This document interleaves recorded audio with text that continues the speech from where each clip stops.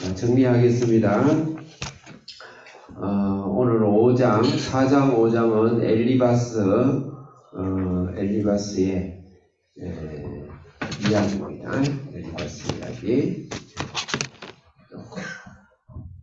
엘리바스가 4장 5장에서 이제 쌍권총 들고 나타난 서부의 총자매들이 본인들이 정의라고 생각하겠지만 정의롭지 않는 그런 총자매들과 이제 우리 욥을 공격한 5장 같은 자입니다. 먼저 3장에서 다시 한번 생각해 봅시다. 욥의 증후군. 욥의 고난은 예수님 고난과 무관하기 때문에 우리는 그런 고난이 아니라 할지라도 개구리가 작은 돌멩이 맞은 치명상을 입듯이 우리는 항상 고난을 안고 그 가운데 고난 가운데서 욥의 고난을 배우면서 예수님의 작은 십자가를 배우면서 지치지 말고 천국의 능력으로 살아가자. 이게 우리 욥의 아주 중요한 메시지고, 욥의 증후군에 있어서 우리가 같이 배워야 되고 이겨나가야 될 게 했더라면 상황과 일을 탓하게 된다는 거예요. 우리가 어려운 일이 생기면 그렇게 되죠. 욥도 그래 했는데 우리도 그럴 수 있겠죠. 그렇지만 하루만 탓하고 그 다음 이틀 정도 발딱 일어나서 주님으로 나가자. 그 다음에 욥의 증후군이 사의 찬미입니다. 죽음을 찬미하는 이야기가 나오죠. 포기하는 것이죠.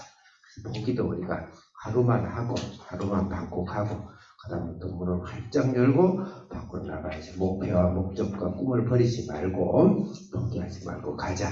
그 다음에 여기에 증후군 중에서 고난 중에 작은 빛과 생명이 있고 하나님이 둘러싸인 빛이 있어요. 근데 그 삶의 의지를 버리지 말고 불타서 그걸 버리지 말자. 10억 투자하고 주식 투자해서 망하면 100만 원 통장이 보이지가 않겠죠. 그렇지 않다. 그 100만 원이 몇 배로 클 수도 있다. 물론 주식을 하라는 게 아니에요. 하나님이 절대 우리를 버리지 않는 하나님의 둘러싸신 빛을 포기하지 말고 끝까지 가자. 그게 3장이에요.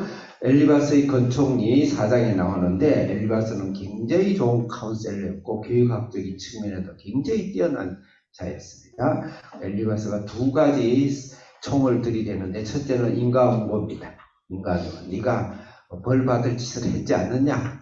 사람이 반드시 죄에 대한 결과는 반드시 원인이 있는 것이다. 그래서 틀린 말은 아니죠. 그렇지만 그 말을 할 일이 아니죠. 우리는 인과응보로서 우리가 벌을 받는 것이 아니고 예수 그리스도의 보혈로 성령의 능력으로 치료를 받고 용서를 받는 것이지, 엘리바스의 그런 잣대, 율법적인 그런 공격, 넌 그럼 그렇지, 너는 죽을 놈이야, 그래 성경 말씀 봐봐, 그러면서 우리를 공격하는 율법적인 공격에서 우리는 해방되어야 된다. 그 다음에 체험주의적인 거, 우리 굉장히 어려우면 뭔가 영적이고 이렇게 신비한 것에 우리가 안주할 수밖에 없어요. 체험주의는 굉장히 중요합니다. 은사는. 그렇지만 반드시 복음을 위해서 체험주의는 써야 되고, 특히 목사같이 성경을 아는 사람이 성경으로 반드시 분별하도록 해야 되고, 여러 명이 예언을 줍니다. 그것을 하나님 인도를 받아야지 개인에게 이렇게 안수하고 예언하고 이렇게 하는 것은 굉장히 위험한 일이고 성경에서 그걸 허락한 적이 없어요. 자기 안위를 위해서 물론 내가 개인적으로 기도가 하나님의 음성을 듣고 할 수는 있겠지만 누군가에서는 굉장히 그것을 하는 건 굉장히 조심해. 사도 바울도 굉장히 나무랬습니다. 그래서 체험주의가 굉장히 중요한데 잘못된 것에 우리가 넘어가 마치 저기 가서 자판에 깔아놓고 전보듯이 그렇게 하지 말아라. 하나님 말씀으로 하나님 말씀 인도받아라. 오늘 5장은 1절부터 7절까지는 한마디로 욕심을 버리라 그 말입니다. 1절 읽겠습니다. 시작. 이는 그리스도보다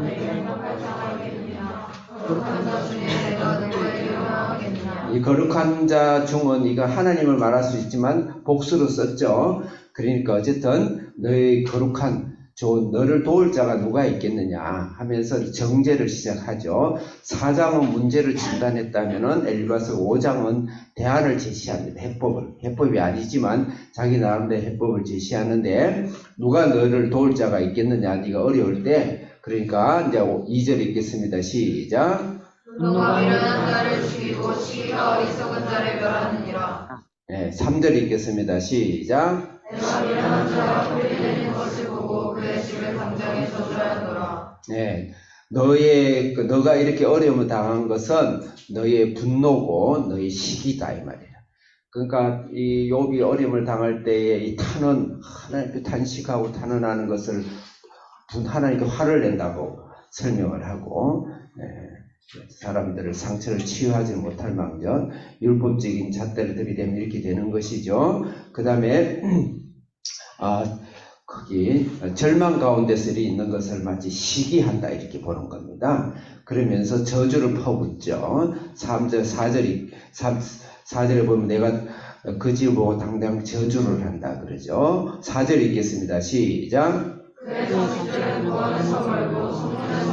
억눌린 자란 단어를 쓴 것에 여러분들 주목해 보시고 5절 읽겠습니다. 시작. 그가 주장한 것은 줄인 자가 먹되 됐습니다. 그래서 줄인 자에 대한 단어를 주목하시고 계속 읽어야 되겠네요.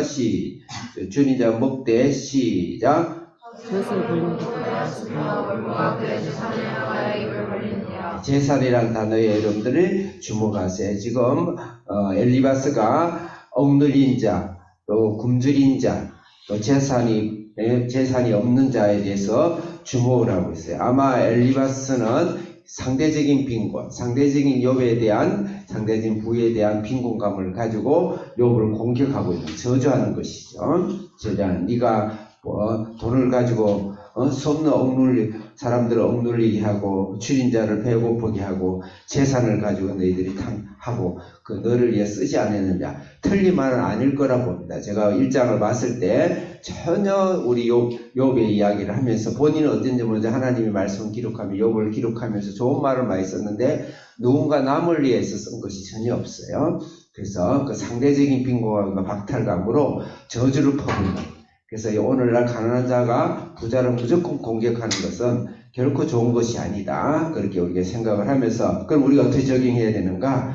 우리가 반드시 하나님이 주시는 재정과 재물을 위해 기도하되 나를 위해서 쓰는 것보다 누군가의 영혼을 구원하기 위해서, 가난한 자를 하는 돕기 위해서 너도 잘 살고 나도 잘 살 수 있는, 하나님이 너를 복되게 함으로써 나도 복을 받을 수 있는 그런 물질감과 재정관을 갖고 우리가 살아야 될 그런 적용점은 필요합니다. 두 번째로 8절부터 16절은 1절부터 7절은 그래서 욕심을 버려라 그렇게 권면하고 있고, 그 다음에 우리 속으로 너나 잘하세요 그렇게 해야 되겠죠. 8절부터 16절은 가난한 자와 그 다음에 가난한 자를 위해서 생각해라, 그 사람들을 생각하라, 그런 의미입니다. 8절 읽겠습니다. 시작. 하나님을 찾겠고 내 일을 하나님께 의탁하리라. 그럼 어떤 하나님을 찾느냐? 그 뒤에 보면 11절 읽겠습니다. 시작. 낮은 자를 높이 드시고 애국하는 자를 일으키사 구원에 이르게 하십니다. 낮은 자와 애국하는 자를 일으키는 하나님을 네가 찾고 의탁해 하라, 이 말이 있으시죠. 그래서 12절부터 14절까지는 반대로 교활한 자, 지혜로운 자, 강교한 자를 해서 가로 안에 삽입을 했습니다. 그 다음 15절 읽겠습니다. 시작. 하나님은 가난한 자를 강한 자의 칼과 그 입에서 16절 시작. 그러므로 가난한 자가 희망이 있고 악인이 스스로 입을 다물리라. 그럼 결론적으로 낮은 자, 애국하는 자, 가난한 자를 위해서 너는 그들을 위해서 찾고 그런 하나님을 찾고 그런 가난한 자를 위한 하나님을 의탁해라, 그 말이죠. 너는 가난한 자를 기억해라. 틀린 말은 아닐 것 같아요. 욥이 잘못한 건 없어요. 욥은 동방의 의인, 하나님 엄청나게 예수 그리스도의 보혈로 치료받고 구원받고 예수님의 계명을 10계명을 지키고 완벽한 인간이었습니다. 하나님은 절대 아닌 것을 그렇다 하지 않아요. 분명히 하나님의 말씀은 완벽해요. 그렇지만 뭔가 부족한 게 있는데 잘은 알 수는 없는데, 오늘 엘리바스가 자기 상처난 자존심인지 상처난 것인지 상대적 박탈감과 자기 시기와 분노인지 모르지만 욥을 보고 해대는 것이죠. 그렇지만 우리가 아무리 잘 살고 잘하더라도 하나님 완벽하더라도 남에 대해서 원인 제공을 하는 그런 삶을 살지 않도록 좀 더 폭넓은 삶, 이 세상에 내가 왜 일을 해야 되는가, 나는 왜 인생을 살아야 되는가, 나는 왜 가정을 꾸미고 내 직장을 갖고 돈을 벌어야 되는가에 대해서 굉장히 폭넓게 하나님 우리를 보신다. 그런 하나님을 우리가 봐야 된다. 가난한 자를 찾아 이렇게 했습니다. 마지막으로 17절부터 27절에 엘리바스가 하는 것은 가난한 자를 내가 체험해라, 이 말입니다. 17절 읽겠습니다. 시작. 하나님께서 손에 받는 자에게 복이 있나니 그런즉 너는 징계할 지혜가 없으며 기절할지. 너 징계 지금은 완전히 알거지가 됐죠. 모든 것을 병든 자 그것을 네가 기쁘게 여기라. 그게 복된 것이다. 그 말은 뭔가 너도 가난해봐라. 너도 당해봐라. 너도 가난을 체험해봐라. 그럼 굉장히 저주에 가까운 이야기지만 팩트는 맞는 말이죠.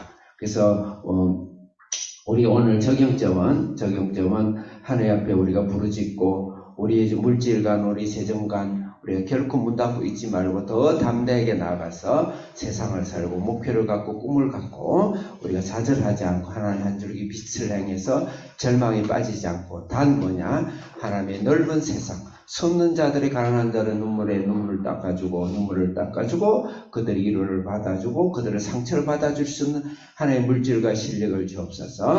우리 한비전 자녀들이 나갈 길이고 우리 성도들이 나갈 길인 줄 믿습니다. 기도하겠습니다. 살아계신 하나님 아버지, 이 엘리바스가 우리를 권총을 들이고 싸고 율법으로 싸지만 하나님 쏘고 우리를 상처 주지만 우리의 마음을 하나님께서 열고 하나님 앞에 겸허하게 무릎을 꿇고 우리가 더 큰 꿈과 비전을 갖고 세계를 향하여서 하나님 나라를 향하여서 하나님의 축복과 능력을 갖고 나아갈 수 있는 그런 저희들 다 되게 해 주옵소서. 예수님 이름으로 기도합니다. 아멘. 오늘 말씀